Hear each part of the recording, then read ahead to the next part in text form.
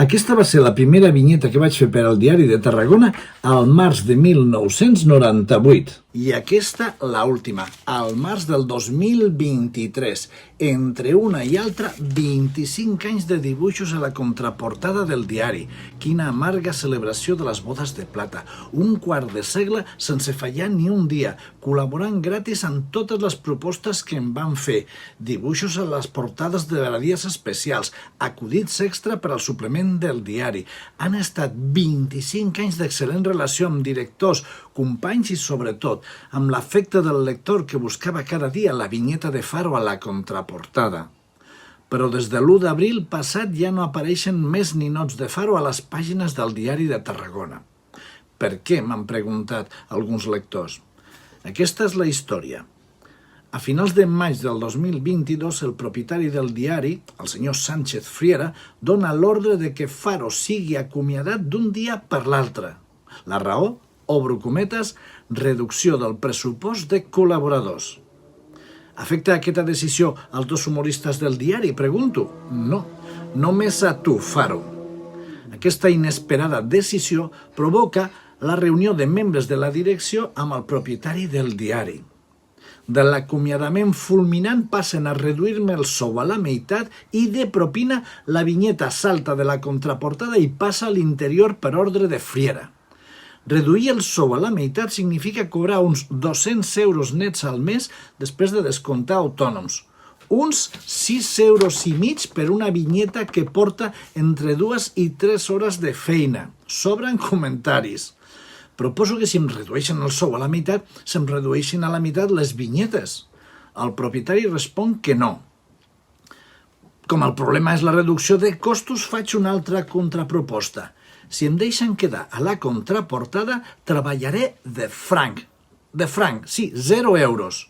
Una opció més digna que acceptar la misèria dels 200 euros al mes. La resposta de Sánchez Friera és «me està retando». Però no havíem quedat que l'objectiu de l'empresa era reduir despesa. I per què tots aquests contrasentits, es preguntaran vostès. El detonant final, des del meu punt de vista, va ser una vinyeta publicada la setmana abans a favor de la immersió lingüística en català a les escoles. Una opció raonada com a humorista i com a professor de secundària amb més de 30 anys d'experiència. Qui em segueix sap que analitzo la realitat amb un ull crític, però mai fanàtic. Soc un català nascut a Burgos, de família castellanoparlant. Ni he penjat estelades al balcó, ni he anat a cap manifestació independentista. Simplement observo, analitzo i trec conclusions en forma de vinyetes. Aquest sóc jo. La vinyeta sobre la immersió, a més del diari, es va publicar a Twitter i a Facebook, amb una explicació meva sobre el tema. I es va fer viral, i devia arribar a Sánchez Friera o al seu entorn.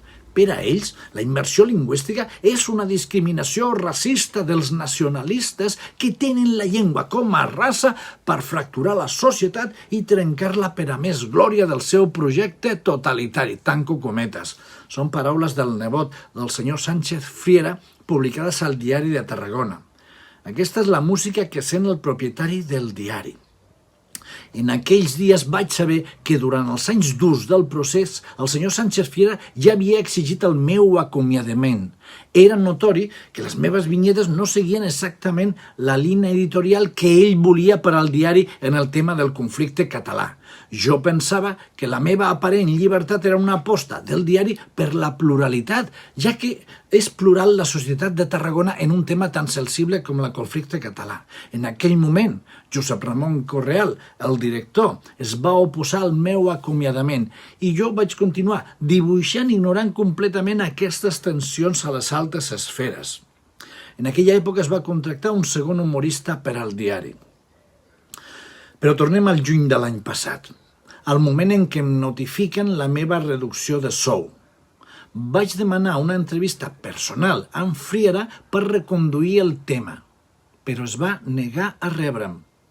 Vaig buscar suports a la direcció del diari, també d'antics directors, de companys, també de NAPI i fins i tot del comitè d'empresa per aconseguir una demanda tan elemental com que per a la mateixa feina el mateix sou. Com es pot permetre tenir dos humoristes cobrant-ne un la meitat que l'altre? No vaig tenir cap suport tret del moral. Estava sol. Cap retret. Tots sabem les conseqüències de dissentir les ordres de dalt. Vista la situació, vaig posar una demanda contra l'empresa per vulneració dels meus drets laborals i d'un dret fonamental, el dret a la llibertat d'expressió i opinió. Era juliol del 2022.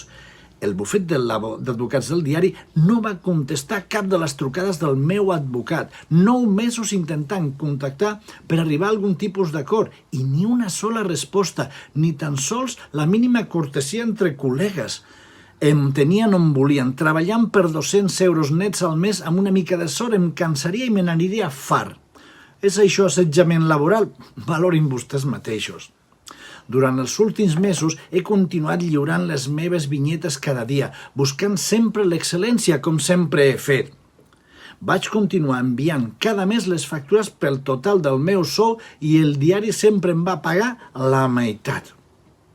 Al febrer se'm va censurar una vinyeta que ironitzava sobre la indústria química i la seva possible relació amb una certa malaltia.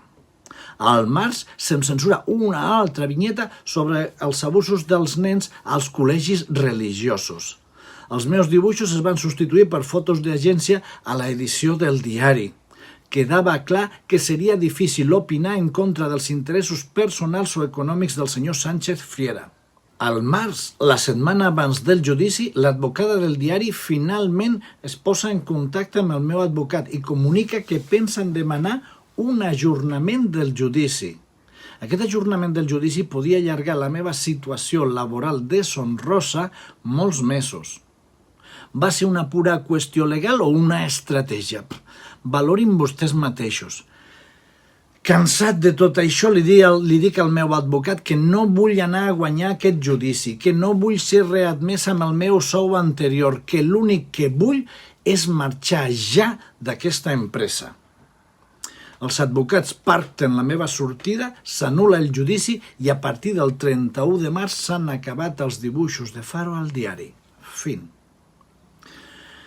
Aquest ha estat el trist final de 25 anys de treure el cap per la finestra de la contraportada del diari, d'intentar fer somriure, reflexionar o emocionar a milers d'amics anònims, els lectors del diari, que sempre em van correspondre amb generositat i afecte.